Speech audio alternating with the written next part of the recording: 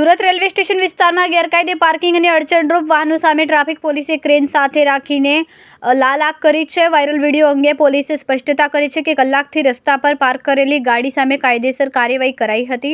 અગાઉ સ્થાનિક રહીશો અને વેપારીઓ દ્વારા સ્ટેશન વિસ્તારમાં ટ્રાફિક અને પાર્કિંગની સમસ્યા અંગે અરજીઓ મળી હતી। પોલીસે જાહેર જનતાને રોડ પર ગાડીઓ પાર્ક ન કરવા અને નિયત પાર્કિંગમાં જ મૂકીને સહયોગ આપવા અપીલ કરી।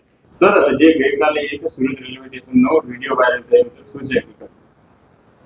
ગઈ તારીખ 7/8/2026ના રોજ લગભગ સાંજના 5:30 થી 6 વાગ્યા દરમિયાન અમારા ટ્રાફિક વિભાગના પોલીસ ઇન્સ્પેક્ટર શ્રી બ્રહ્મભટ્ટ સાહેબ તથા સ્ટાફના માણસો પેટ્રોલિંગમાં હતા અને સુરત શહેર રેલવે સ્ટેશનની આગળ પાછળ જેટલા પણ પાર્કિંગ થાય છે અને જેના લીધે વાહન ચાલકોને અગવડતાનો અનુભવ થાય છે એના બાબતે પેટ્રોલિંગ રાખેલું હતું। અને એ દરમિયાન ક્રેનને પણ બોલાવી ત્યાં જે ઇલીગલ ગાડી ઊભી રાખી અને જે ટ્રાફિકને અડચણરૂપ હોય છે એના વિરુદ્ધ કાર્યવાહી કરવામાં આવતી હોય છે। આમાં એક વિડીયો વાયરલ થયેલો હતો, તેમાં જણાવવામાં આવેલું હતું કે ખોટી રીતે ટ્રાફિક પોલીસ તેઓને હેરાનગતિ કરી રહી છે।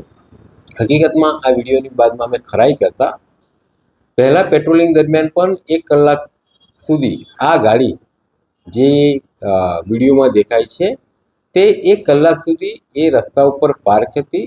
ત્યારબાદ પોલીસે એમના વિરુદ્ધ કાયદેસરની કાર્યવાહી કરેલ છે અને અગાઉ પણ આ રેલવે સ્ટેશનની બહારની સાઈડ તેમજ પેરીફરીમાં ટ્રાફિક પાર્કિંગને લગતી આજુબાજુના રહીશો તેમજ દુકાનદારો તરફથી અરજી પણ મળેલ છે।